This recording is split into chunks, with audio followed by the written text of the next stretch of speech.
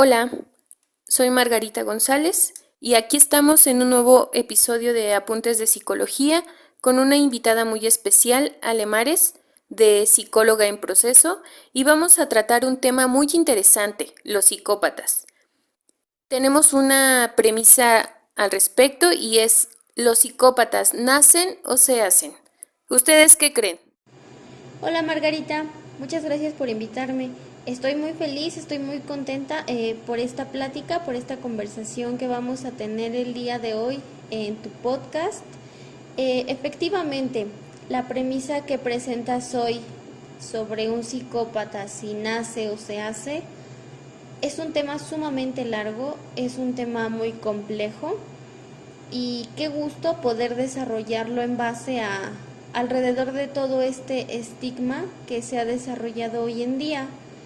Si bien es un tema que dentro de la psicología se habla de un trastorno de la personalidad de un individuo, hay ciertos rasgos que prevalecen en la sociedad, en personas un poco más comunes, y debido a esto, en gran parte es porque en gran parte se ha dado este tema para manipularlo y para hablarlo, obviamente sin este enfoque, sin este plano y sin este punto de vista un poco más psicológico que nosotros vamos a tratar de brindar.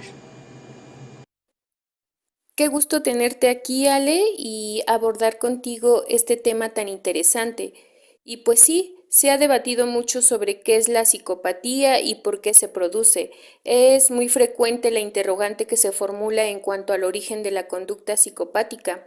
Y pues, ¿cómo no? Digo, ¿quién no ha visto series, quién no ha visto películas, noticias sobre psicópatas? Y claramente esto nos deja preguntas.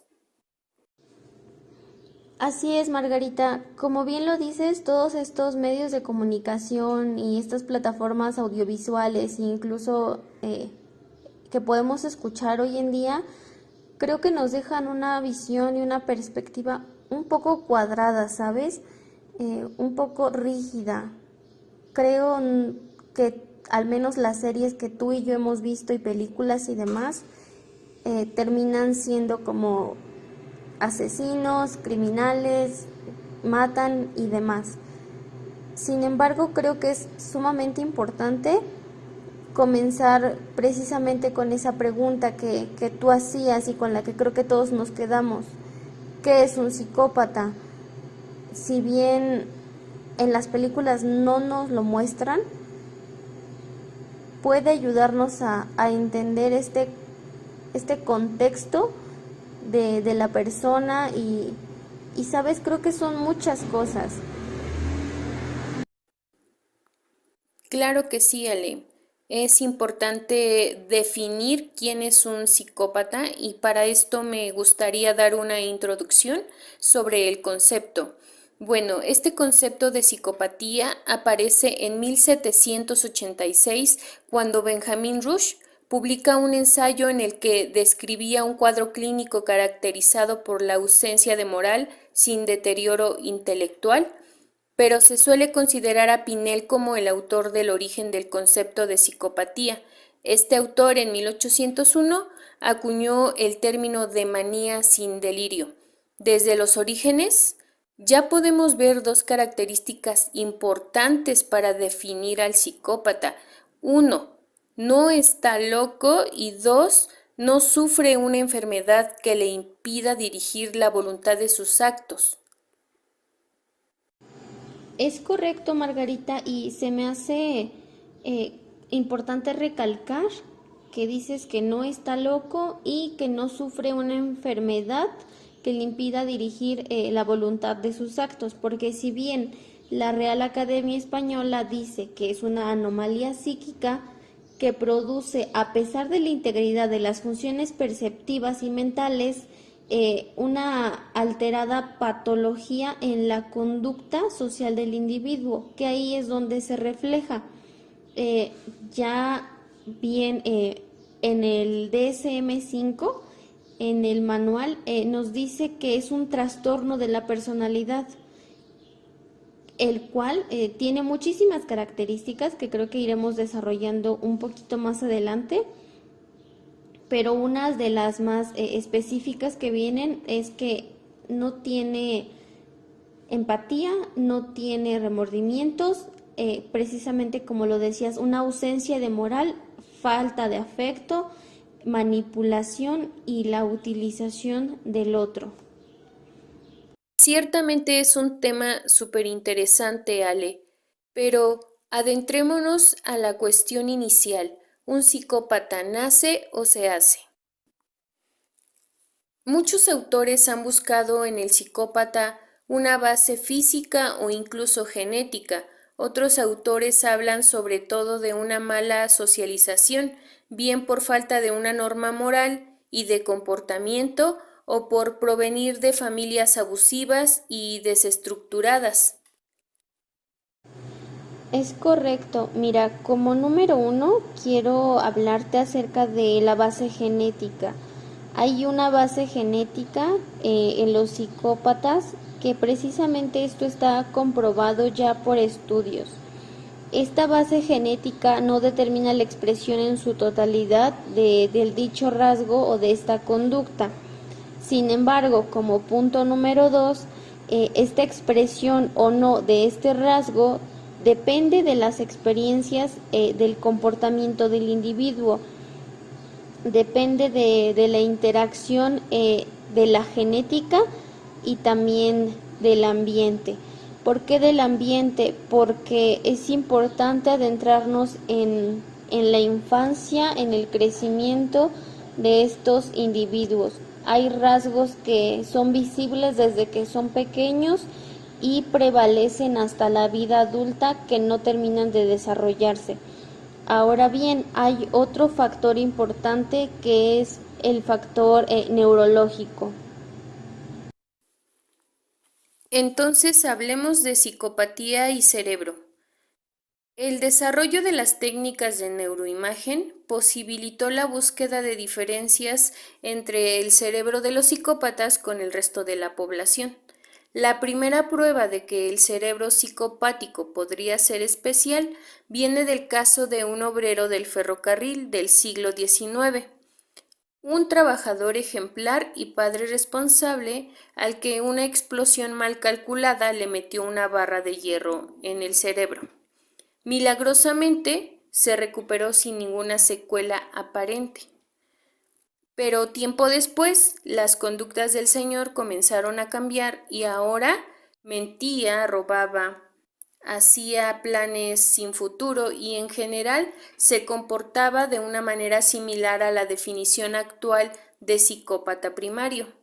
Habría quedado en la historia como un caso curioso si no fuera porque un siglo después, en 1994, se le ocurrió a una neuróloga, a Hannah Dacio, hacer una simulación de ordenador del caso y ver qué zonas estaban afectadas, determinando que afectaba la zona medial de los lóbulos temporales, un lugar clave en la toma de decisiones. Y bueno, un hito para explicar la conducta desde un punto biológico fue el descubrimiento de las células espejo.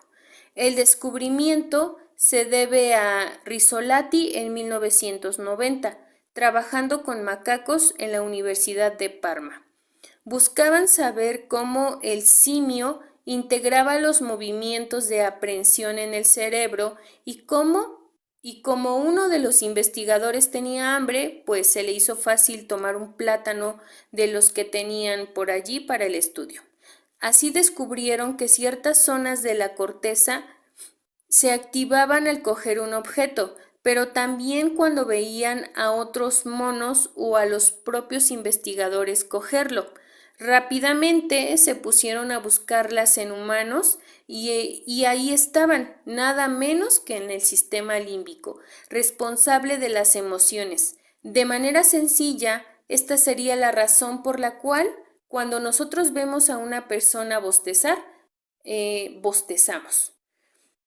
Y si un sujeto experimental ve una imagen de una cara triste, se siente triste. de manera especular porque estas neuronas se activan y encienden la emoción asociada. Se ha comprobado en numerosos estudios de tomografía computacional que efectivamente los psicópatas tienen alterado el desarrollo de las células espejo. Y con esto podría mencionar la empatía. Recordemos que los psicópatas no tienen empatía. Entonces, por hacer un resumen rápido de los hallazgos más documentados de las diferencias entre el cerebro común y el psicopático, me podría centrar en: tienen un menor desarrollo de los lóbulos prefrontales y atrofia de la sustancia gris. Existe un mayor tamaño de la amígdala responsable del comportamiento agresivo. También hay un aumento de la sustancia blanca por sobremaduración y una desconexión de la amígdala y de la corteza prefrontal. En definitiva, las diferencias se encuentran en que la población reclusa psicopática parece tener menor capacidad de hacer planes a largo plazo y de calcular las consecuencias de sus actos, un menor desarrollo de las células espejo, poca capacidad de sentir placer y una mayor facilidad para sentir emociones negativas y expresar conductas de agresividad. Sí, algo que se me hace sumamente interesante es un concepto que creo que nunca habíamos escuchado. Mira, este concepto se llama bajo aurusal. ¿Qué es esto? Esto es una activación general fisiológica y psicológica del organismo. Esto es, por ejemplo, cuando tienes un sueño profundo o una excitación intensa.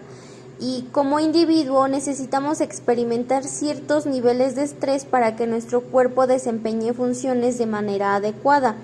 Algo que caracteriza a una persona con psicopatía es este bajo nivel de excitación cortical, lo que hace que como reacción lo que hace que reaccione de manera baja a estos estímulos ambientales. Qué interesante es todo este mundo de la psicopatía, Ale. Me parece de suma importancia conocer los orígenes biológicos, sociales, los orígenes genéticos, neurológicos de los psicópatas. Estoy sorprendida con el descubrimiento de las células espejo. Recordemos que los psicópatas tienen alterado el desarrollo de estas células, lo que me hace pensar, como ya mencioné anteriormente, en su nula empatía hacia los demás. Y bueno, continuando con este tema, ¿qué más podríamos decir? En el desarrollo de nuestro tema, has mencionado un punto muy importante, Ale, y este es la relevancia que tienen los padres en este tipo de personalidades, el vínculo que se genera, el contexto social y el contexto familiar. Es por eso que aprovecho la oportunidad para tocar un tema igualmente importante, que es el apego. Estoy igual de impactada y sorprendida. Como bien dices, las neuronas espejo en el desarrollo y en la infancia son de suma importancia. Gracias a ellas podemos imitar, aprender y empatizar. Y lo digo de manera general porque si bien es cierto que cuando somos pequeños observamos a alguien que está haciendo o cómo se siente o por qué está llorando, más bien estas neuronas espejo ayudan precisamente a que nosotros a esa edad comprendamos a lo mejor qué siente la persona y por qué se siente así, y tiendes a abrazar, a apapachar, a preguntarle qué tienes, qué te pasa. Y en efecto es algo que los psicópatas no tienen y pues sí, ¿no? Ahora bien, como ya habíamos hablado de todas estas conductas y fenómenos, un fenómeno que me parece importante también hablar ahorita es el factor neurológico, porque tenemos un aminoácido que se llama oxidasa. Este aminoácido hace que se regulen ciertas ciertos neurotransmisores, por ejemplo, la dopamina, la serotonina y la norepinefrina. Eh, de entrada, primero, cuando este no regula por una falla en el cerebro y esa actividad baja, ¿qué provoca? Mira, pues en los psicópatas, eh, esta, este aminoácido que degrada esos neurotransmisores provoca agresión impulsiva, provoca delincuencia, provoca violencia, provoca un bajo control inhibitorio del individuo, un comportamiento externalizante y un comportamiento antisocial cuando son pequeños. Dentro de todo esto, también como ya lo mencionabas bien, la amígdala es una parte importante del cerebro que ellos tienen más pequeña y también está comprobado a nivel de estudios más pequeña que cualquier otro ser humano, digamos, normal dentro de lo anormal, vaya. Eh, Ahora bien, hablemos de otra parte. Otra parte importante para mí es la interacción genética-ambiente, porque si bien ya tienes esta genética en tu cuerpo, en el ambiente hay ciertas condiciones ambientales adversas a los sujetos que con determinados rasgos ya son más proclives al desarrollo de una personalidad psicopática, como comportamientos antisociales. Otra parte importante son los entornos negativos en la infancia. El estrés, los traumas tempranos tienden a desarrollar personalidad psicopática también. Algo que me parece de suma importancia en el desarrollo de un niño es el abuso y la negligencia de los padres, porque mira, por ejemplo, el abuso provoca en el niño, desarrolla una capacidad nula a la empatía, hace que el niño se desensibilice a futuras experiencias, se hace insensible, antiempático y ya no tiene remordimiento o culpa debido a este abuso que sufrió cuando era niño. Vamos a hablar de los conceptos esenciales del apego. En todo escrito sobre el apego resulta importante mencionar a su descubridor Baldwin, quien en Estados Unidos propuso el famoso experimento de la situación extraña, uno de los más influyentes sobre la historia de la psicología, y a Main, quien añadiría en los años 80 el apego desestructurado. Existen varias definiciones posibles del apego. Siguiendo a Román en su tesis doctoral, definiremos apego como la vinculación emocional que se establece entre un niño y su cuidador a través de las interacciones mantenidas entre ambos. Los niños pequeños tienen la necesidad de permanecer cerca de su cuidador principal, quien muchas veces es la madre. Y como bien sabemos, todos se estresan cuando ésta no está cerca o no responde a sus necesidades. Esta necesidad es común en otros mamíferos superiores, es universal, instintiva, innata y necesaria evolutivamente para la supervivencia de la especie. Dos son los estilos de apego fundamentales. Estos son apego seguro e inseguro. Dentro del inseguro se divide en la literatura clásica en inseguro evitativo e inseguro ambivalente.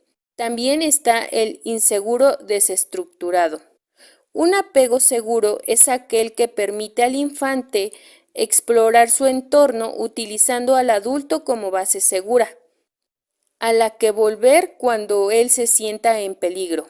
En el apego inseguro, el niño no tiene la certeza de que el adulto va a protegerlo activamente, ni va a cubrir de manera adecuada sus necesidades básicas, lo que le lleva a mantener un comportamiento desconfiado hacia la figura del cuidador. En el apego inseguro evitativo, el niño no busca al cuidador como fuente de protección y consuelo, porque el adulto se comporta de manera fría y es poco atento a las necesidades del bebé. En el apego inseguro, resistente, Busca al cuidador, pero no se consuela al tenerlo cerca. Experimentando, el niño rabia y sentimientos muy contradictorios, porque ha aprendido que el cuidador no es consistente en sus respuestas de cuidado, mostrándose exequible unas veces y otras no. Por último, en el desorganizado, el comportamiento del bebé es impredecible e incoherente, alterando las conductas de todos los anteriores. Este tipo de apego es el fruto de la negligencia y de los malos tratos del cuidador principal.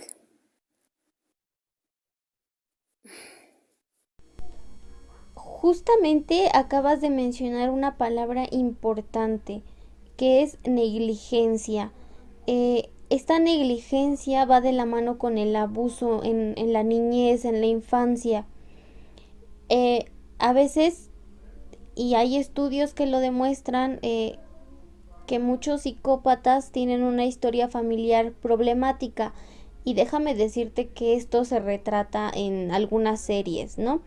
Esta escasa supervisión del adulto hacia el menor hace que ellos tengan una responsabilidad emocional más baja como producto de esa negligencia del cuidador, de la figura paterna o de la figura materna. El abuso influye también en ese desarrollo de la vida antisocial, pero no en los aspectos interpersonales o en los afectivos. Ahora bien, ¿qué tenemos para que nos explique este aspecto interpersonal o afectivo que ellos no tienen desarrollado? Bien, mencionaste otra palabra que es apego. Esta vinculación afectiva, cuando se desarrolla de manera normal dentro de lo anormal, da pauta precisamente a que los niños tengan empatía y tengan seguridad sobre sí mismos y sobre otros, al mismo tiempo que respetan a otro, al prójimo y a cualquier otra persona cerca de ellos, incluso a sus propios padres. Cuando este vínculo no se desarrolla de manera natural, se le llama un vínculo parental perturbado, porque mira, dentro de los psicópatas, la baja sobreprotección del lado de la figura paterna del padre está asociada con el desapego emocional. Por otra parte, la baja atención materna está vinculada, más bien afecta la vinculación afectiva del psicópata. Esta privación parental, imagínate las personas que carecen de mamá o de papá porque papá es ausente o mamá es ausente.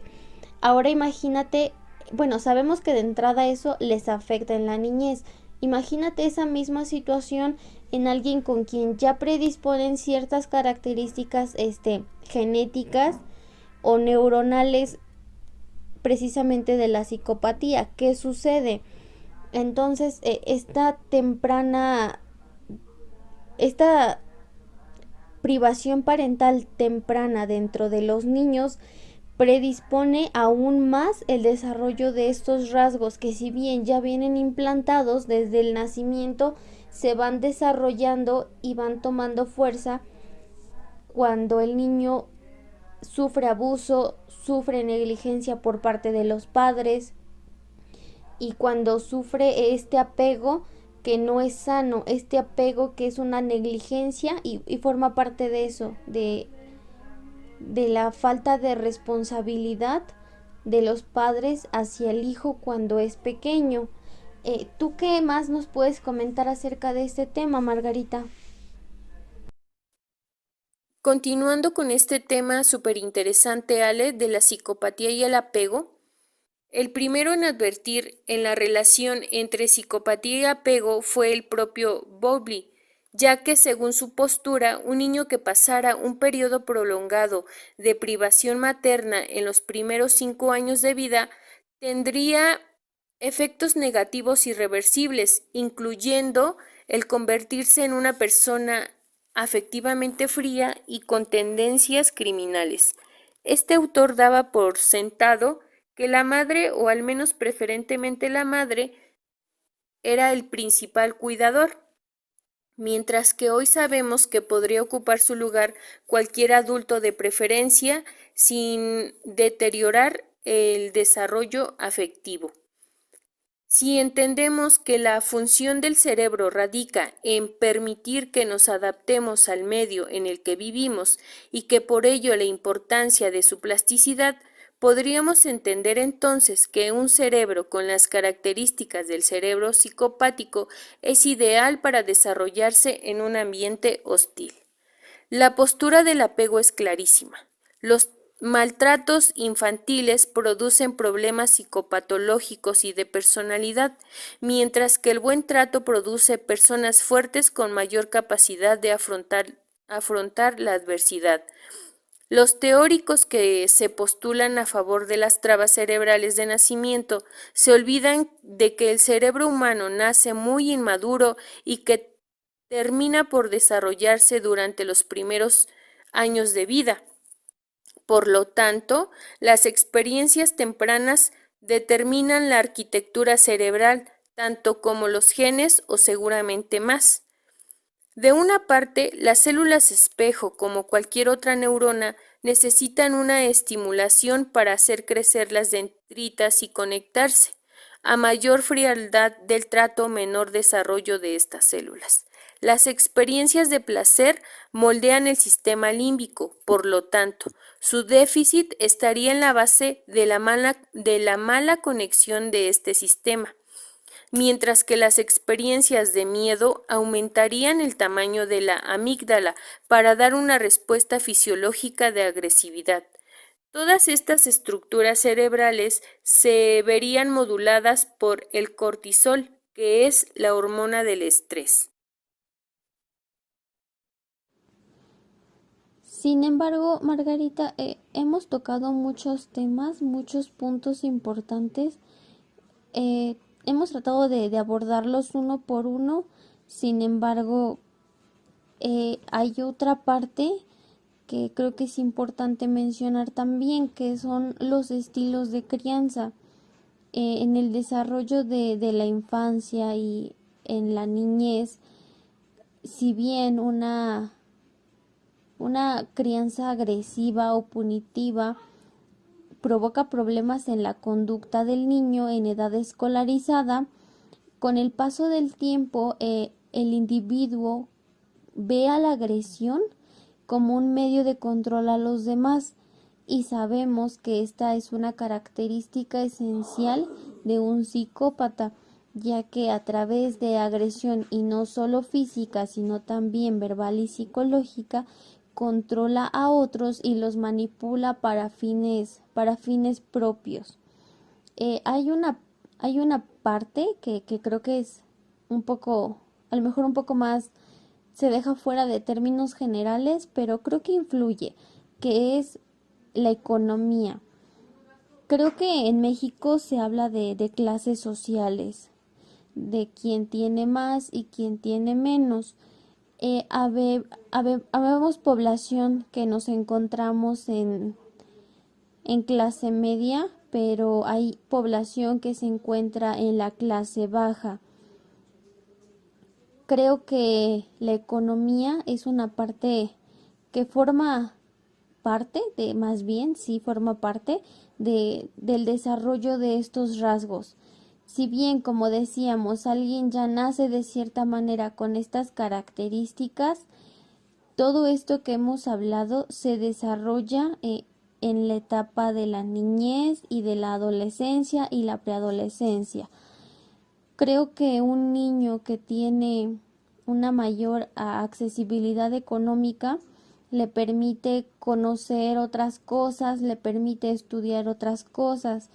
Creo que sabemos que son sumamente inteligentes los psicópatas, así que para los niños que nacen así y tienen esta economía, creo que les da para poder estudiar y aprender y desarrollar esta inteligencia en otras áreas de la vida, aunque creo que no es el mismo caso para las personas un poco marginadas en esta cuestión económica, ya que dentro de la psicología se marca a la psicopatía antes que detectarla como un trastorno de personalidad, es un trastorno de la conducta, el cual digamos que abarca de la infancia a los 15 años de edad, y a partir de los 15 años en adelante ya se le considera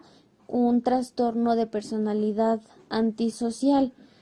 Después de esto, si la persona sigue desarrollando todas estas características de los psicópatas, sí termina cometiendo un delito más grave.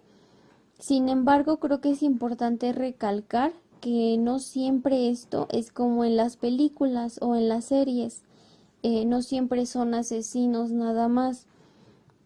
Dado que son sumamente inteligentes, pienso que mucha de esta población que ha sido caracterizada hoy en día como psicópatas terminan siendo estafadores o terminan estando en la política, en sectores grandes de donde se mueven masas y donde puedes manipular a masas de forma más rápida.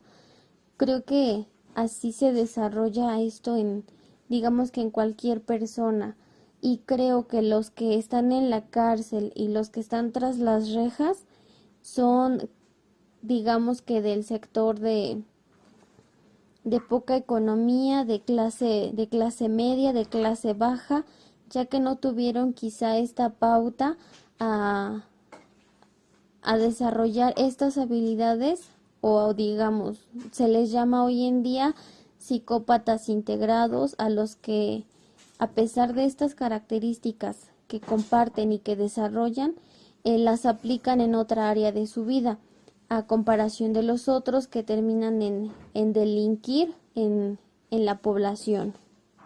Por supuesto que todo influye, Ale, y tener una buena economía es importante en el desarrollo de los niños, ya que esto nos permite tener acceso a educación de calidad, acceso a la salud, a una buena alimentación.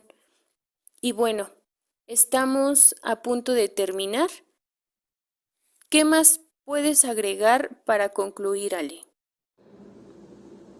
Quiero concluir en toda esta charla que hemos tenido que el factor genético afecta de un 30 a un 50%.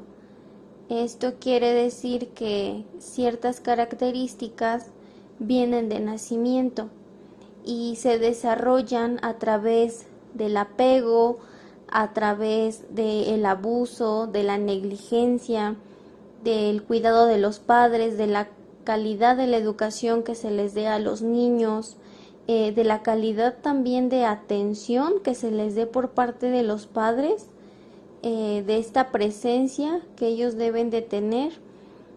Y creo que puedo concluir entonces con todo esto que hemos estado conversando, que es una amalgama, Margarita, porque si bien no una cosa influye para que una persona se convierta en un psicópata, influye su contexto familiar, influye su contexto social, influye en sus relaciones interpersonales, influye en su desarrollo personal y en su desarrollo social, y todo tiene que ver con todo. Creo que no podemos distinguir,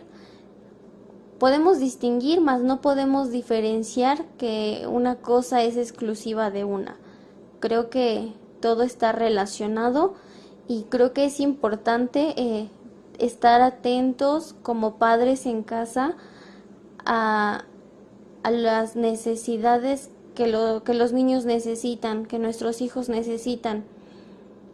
También quiero cerrar con esto, que precisamente como volvíamos en un inicio, no todo es como en las series o como en las películas.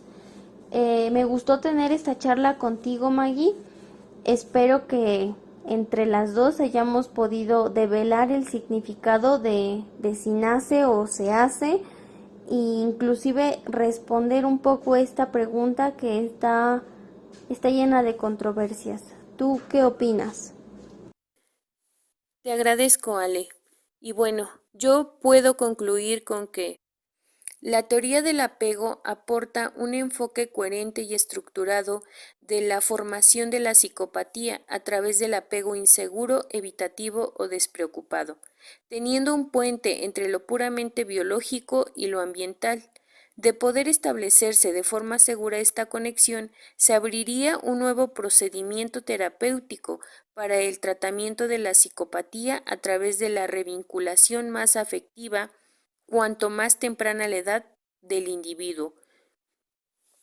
Y pues, como hemos visto, podemos concluir con que las personas sí tienen una predisposición a la psicopatía, pero esto se desarrolla gracias a su contexto social, a su contexto familiar, sobre todo al vínculo no generado con sus padres, a la negligencia, al maltrato, a la... Quiero mencionar que se puede trabajar con un niño que ha sido diagnosticado desde temprana edad con rasgos o características psicópatas. Sin embargo, creo que no se puede hacer nada en un caso de una persona adulta, ya que si bien a pesar de toda esta estructura cerebral que es diferente, ellos no son capaces de establecer un vínculo real nunca. Esos vínculos siempre van a ser fingidos y es algo que creo que no se puede modificar en la persona. Y también esta capacidad reflexiva que les daría conciencia de las consecuencias de sus actos, creo que tampoco se puede cambiar porque también es una cuestión neurológica. A lo mismo que la empatía, que los remordimientos y el arrepentimiento. Creo que podemos hacer algo con los que son diagnosticados en la infancia. Sin embargo, creo que no hay cura para una persona adulta, ya que muchas veces ese diagnóstico nunca se les da y viven su vida normal, haciendo quizá daño a otros, controlando, manipulando y pues más que nada rompiendo normas sociales y morales. Creo que es un tema bastante largo. Espero que hayamos podido resolver esta pregunta inicial, como lo mencioné hace un momento.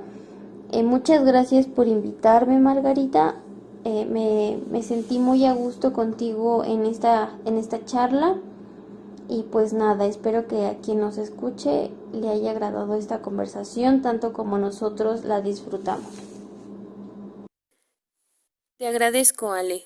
Y bueno, yo puedo concluir con que la teoría del apego aporta un enfoque coherente y estructurado de la formación de la psicopatía a través del apego inseguro, evitativo o despreocupado, teniendo un puente entre lo puramente biológico y lo ambiental. De poder establecerse de forma segura esta conexión, se abriría un nuevo procedimiento terapéutico para el tratamiento de la psicopatía a través de la revinculación más afectiva cuanto más temprana la edad del individuo. Y pues, como hemos visto, podemos concluir con que las personas sí tienen una predisposición a la psicopatía, pero esto se desarrolla gracias a su contexto social, a su contexto familiar, sobre todo al vínculo no generado con sus padres, a la negligencia, al maltrato, a la